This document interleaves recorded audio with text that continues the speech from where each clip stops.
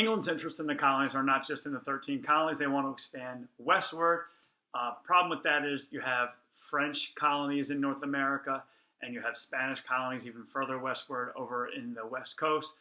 But the expansion possibly westward from the English settlers trying to cross the Appalachian Mountains, and some of those French colonists who were up in kind of the Ohio Valley and Canadian region wanting to expand southward, is going to create a conflict. The French and Indian War is going to take place where it's not between the French and the Indians.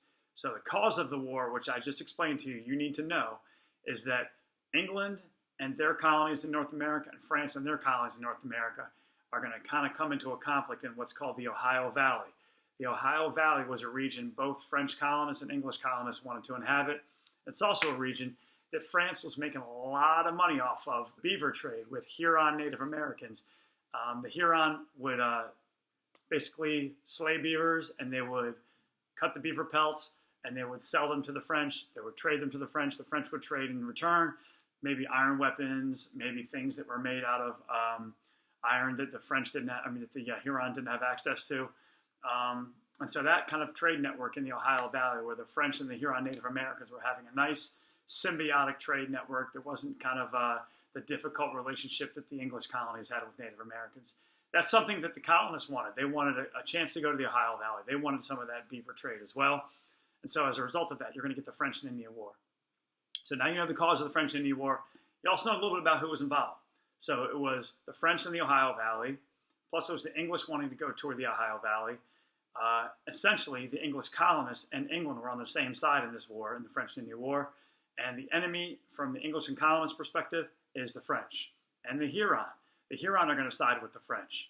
So if the Huron are going to side with the French and they're going to have Native Americans fighting alongside the French, the English and the English colonists might want to recruit some Native Americans to fight with them, and they're going to get the Iroquois Confederacy to fight with them as well. So it's a complicated war in terms of who was involved. You have the French, you have the Huron Native Americans, and you have the English, and you have the English colonists, and you have the Iroquois Confederacy, all fighting in North America, primarily fighting in the Ohio River Valley area, the Mississippi area, and also in Canada. As it turns out, England is going to lose some of those first battles. The war is going to actually start with George Washington, a very young man, fighting in the Ohio Valley on behalf of England and the English colonies, actually as a member of the Virginia militia. And that battle at Fort Necessity is going to be a victory for the French, and it's going to be a defeat for the English colonies, particularly the Virginia militia, led by George Washington. The next battle that kind of is a loss that's a biggie is the Battle of Fort Duquesne, where France wins again. England loses, the colonies lose. And so France is kind of getting the better of England and the 13 colonies in the beginning of the French and Indian War. It's going to change, though, when William Pitt sends money over to the 13 colonies to North America as Secretary of State in England and changes the fortunes, of the French and Indian War, where now you have lots of money, lots of resources, lots of soldiers being poured into North America to help the English colonies and help England in the French and Indian War. So eventually the English are going to win the French and Indian War, and the final battle, the Battle of Fort Quebec, is going to be a victory for England. England's also going to get back Fort Duquesne, and France is going to have to admit defeat and wave the white flag. That's going to cause French colonists to have to kind of retreat out of North America, and that whole Ohio Valley area is now going to belong to England. And you would think the 13 colonists, right? The 13 colonies, they're going to get the Ohio Valley as well, but they don't. You see, the Native Americans were part of the French Indian War. Remember them? Remember the Huron natives, and you had the Iroquois Confederacy? Well, many Native Americans that were still in the Ohio Valley were not accepting defeat that easily. Particularly a very strong and charismatic chief named Chief Pontiac. He is not going to give up. He's not going to leave the Ohio Valley. In fact, he's going to fight back. He's going to lead some battles, and he's going to get a lot of other Native American tribes to form alliances with one another and to continue to fight in the Ohio country and what's western Pennsylvania now. And so eventually England has to take British regulars and throw them at the Ohio Valley, even though technically the French Indian War has ended in terms of the French retreat and the French defeat and the Treaty of Paris already being signed. But Chief Pontiac won't give up. So England's got to send the British regulars to deal with the skirmishes between the colonists who are coming into the Ohio Valley and Chief Pontiac and all of his Native American alliances. As a result of that, England's going to set a boundary line along the 13 colonies going north to south, right along the Appalachian Mountains. And it's basically going to be saying to the colonists, you cannot settle across the Appalachian Mountains over west into the Ohio Valley.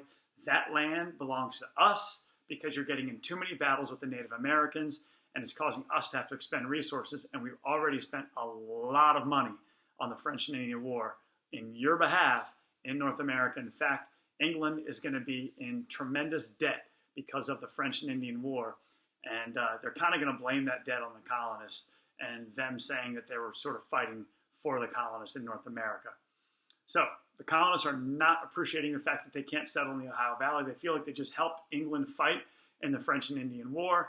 And they feel like that Ohio country, that Ohio Valley area, Michigan, Illinois, Wisconsin, the Great Lakes region, should be open to settlement for the colonists who want to settle westward. And they don't appreciate the fact that England's not letting them do that. So they don't leave. Many colonists who already were in the Ohio Valley, in fact, even George Washington had already bought lots of land in the Ohio Valley, and he's not going to give it up. He doesn't sell it. A lot of colonists never leave the Ohio Valley. So there's tremendous disobedience among the colonists who were supposed to have left the Ohio Valley, according to the Proclamation of 1763. So England is going to start to resent the colonists, just like the colonists start to resent them for setting that boundary on them. This resentment is going to lead to kind of an end of salutary neglect, where England was letting the colonists do whatever they wanted as long as they played nice in that whole mercantile system. England kind of feels like the colonists, the 13 English colonies, and their citizens are not playing nice anymore. So they're going to start tightening up on the colonies. In fact, they're also going to use the colonists as a way to make money back for the cost of the French and Indian War. So those taxes that England didn't always enforce, they're going to start enforcing them. That includes the Sugar Act. You already had the Proclamation as a way of controlling the colonists, and now you're going to get a new tax called the Stamp Act. The Stamp Act that England kind of puts on the colonists is a tax on all paper products: wills, marriage licenses, playing cards.